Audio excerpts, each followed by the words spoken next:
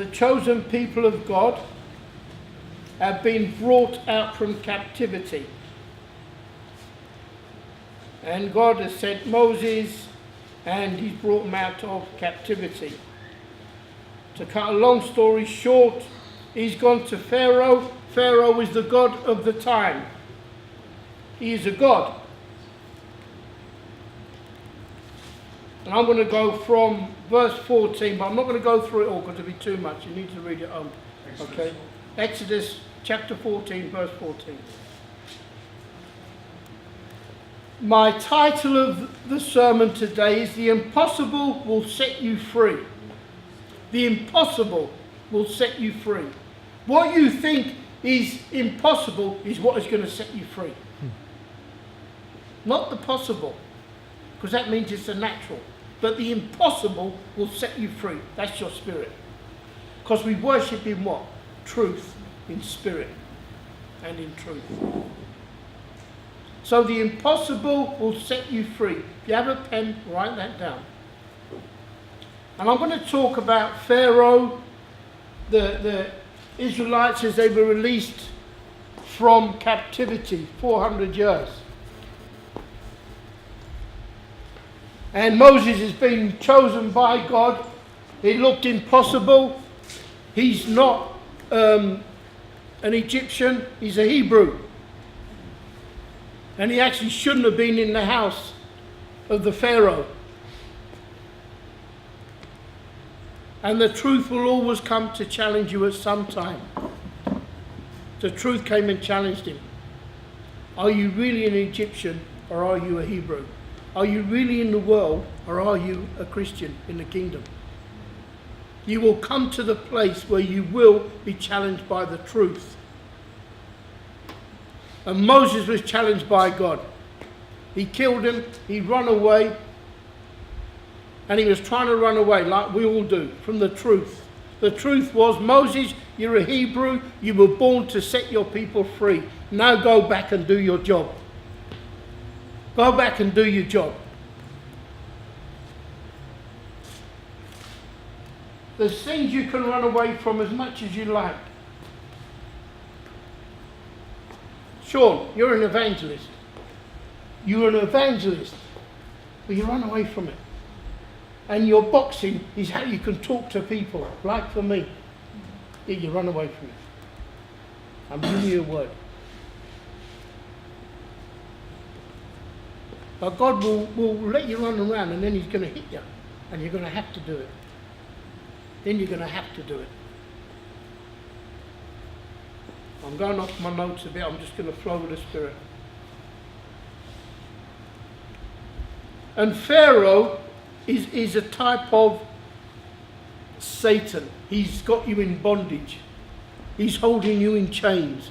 You're in slavery. The people of God were in slavery with the Pharaoh. You're in slavery in the world. With the ways of the world, you are in slavery. God will send someone to you to set you free. He gave us his son, Jesus Christ, to set us free. And Pharaoh set the people free.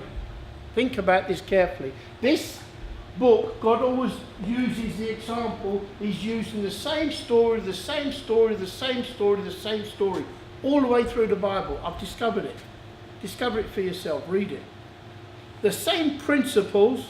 He's using the same thing time and time and time again. I want you back. I want you back. I want you back. This is how it happens. This is how it happens. And we keep ignoring it. Even to this day, even now, this second here in this hall, we ignore it. He set the people free. You now receive Jesus Christ. If you've received Jesus Christ, put your hand up so I know who has received Jesus Christ. Excellent. I'm in good company. I'm safe. Thank you, Lord. So therefore you're free. Listen carefully. You're free. But how many of us, when we finish the service, later on this afternoon, tonight or tomorrow, or Elvin, when you're cooking tomorrow, what about your thoughts? What are you going to be thinking? Are they thoughts of freedom? Are you going to be thinking, oh, I was better off when I didn't know this and I could have done that dodgy deal? You know that one, Sean. So do I. When I was in South Africa, I could have done some dodgy deal. And I thought, if I wasn't a Christian, I could be earning this money right now. Hey. But that's what the people of God were doing. They were walking around the desert. They went in a big circle, moaning. And even when God gave them something, they still moaned. Even when God answered the prayer, they still moaned. Then God lets them get to somewhere where moaning has to stop. Now you have to make a choice. You've hit the Red Sea. See, the devil will let you go. Pharaoh let his people go. Take them. Take what you want. Get out of my sight. But later on, the devil's sitting there thinking, hold up a minute. No. I'm coming after them. They belong to me. And then he comes back at you. And then you're there. Boom! The Red Sea. And you look. Do I die wet or do I die dry in the desert? You have a choice, but you're going to die. In your head, you're going to die. You've forgotten God has been feeding you miraculously from heaven. Miracle after miracle. Prayers have been answered. Yeah, you're standing there at the Red Sea thinking death. God is not death. God is life, and He's life eternal. Amen. Do you hear me? Amen. God is not death. He came and He conquered what? Death. He took the keys of death. Hallelujah. And He went, these are mine in heaven where I'm going to turn it into life. He took death and He made it live eternally for you and for me. Amen. Yet you're standing there at the Red Sea going, I die wet or I die dry. I'm dying.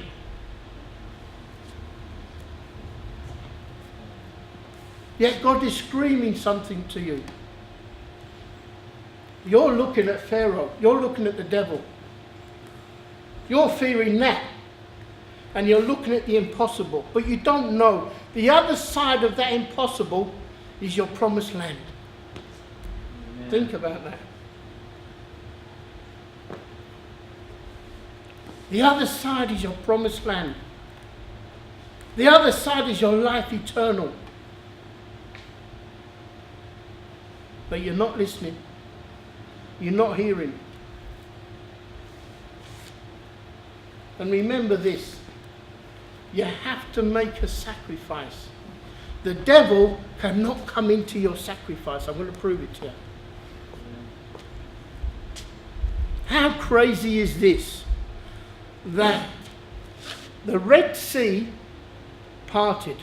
Okay, said in the evening the northeast wind came and parted the sea. And Moses he heard and he did what he was told. He was leading the people. But the people still had to make a choice to walk through on the dry land. But what people forget is there was a roaring wall, 160 foot, 160 foot. It may have been taller. The sea is parted. Imagine the standing there and all of a sudden you see the sea part. Even as high as now, either side of this hall is the sea roaring.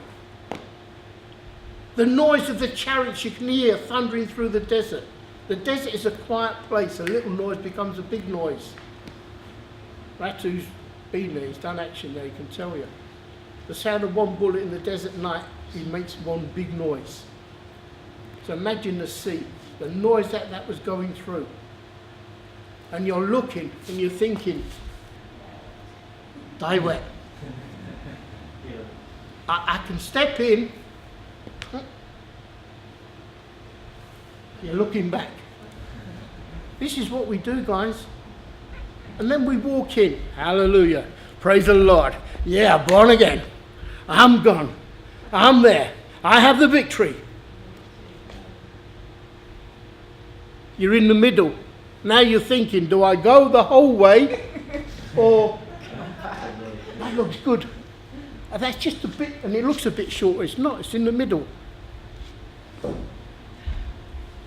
But we stand in the middle again. This is after we've seen the sea part. We've seen the wonders of God. We've seen the miracle working power of God. Yet we still stand and doubt. Because it looks impossible to you. But to God, all things are. I'll say that again. All things are possible. They went through. They finished and they went through. God worked it so that they would get to the other side. And Pharaoh, which is the image of the devil, this is why, listen carefully, I'm proving he cannot come into your sacrifice. Once you step out and sacrifice and surrender all, when you surrender to God, that's a sacrifice. Jesus surrendered all. Father, not my will, but your will be done. And he went on the cross. He was sacrificed. It's the same for you. When you say to God, even though it looks impossible, Father, not my will, your will be done. And you step out. And you carry on marching. Boom, boom, boom. Yeah, come on. After me. Yeah, come on. I know I can see the other side. My eyes have seen the glory. Hallelujah. And the coming of the Lord. My eyes have seen it. Hallelujah. That's what makes you victorious. That's what makes you a champion. Like Ratu said, we are in the blood of a champion. We have the blood of a champion. Jesus was never beat. Pilate couldn't beat him. He said, I give. You can't do nothing unless I allow you.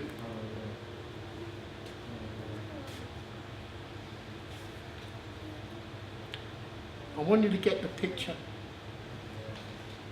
of your life and where you stand and how you walk with the impossible. Is it still impossible? The things that you see are impossible. Is it?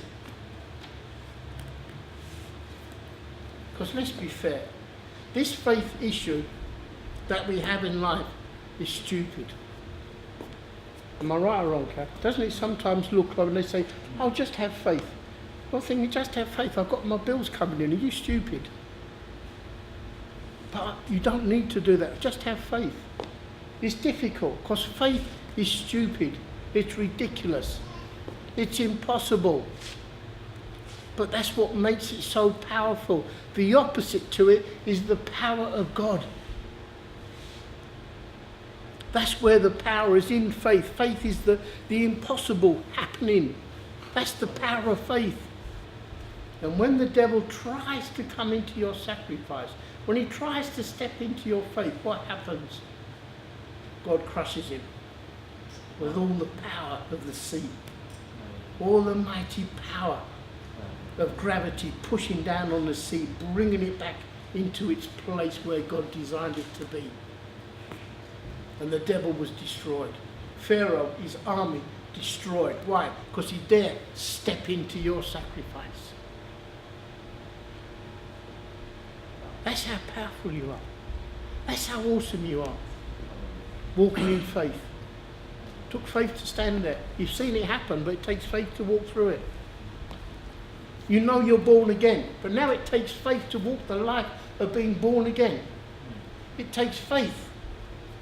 Every day, you've got to pick up your sacrifice and walk in faith. But if you do that, when you meet your Red Sea, and you have the faith, it'll part and you'll go to the other side. And the devil that's been chasing you gets killed. Whatever's chasing you will be stopped. Whatever is stopping you getting to your destiny will stop. Whatever's stopping you understanding and walking in your purpose will stop.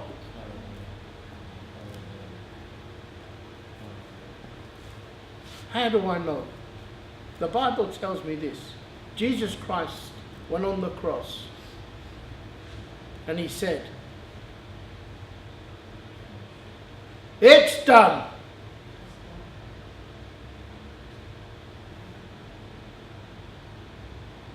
And everything in your life was finished. Your life then was made easy. All you had to do was step into faith. Step past that Red Sea, walk through the dry land, come the other side, and then you've walked into faith.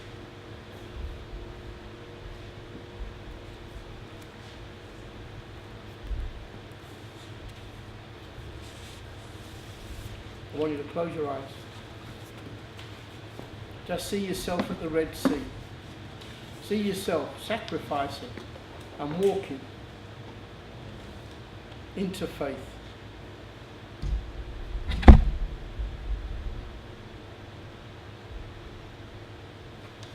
Keep your eyes closed. But just concentrate on that Red Sea. Concentrate on that impossible and know that it is possible. All things are possible in Christ who strengthens me. When you die to all your needs, when you die to all your wants, and when you seek first the kingdom, all things are yours. Satan cannot enter the kingdom grounds. Satan cannot enter the kingdom grounds. And if he does, he will die. He will die. He will die.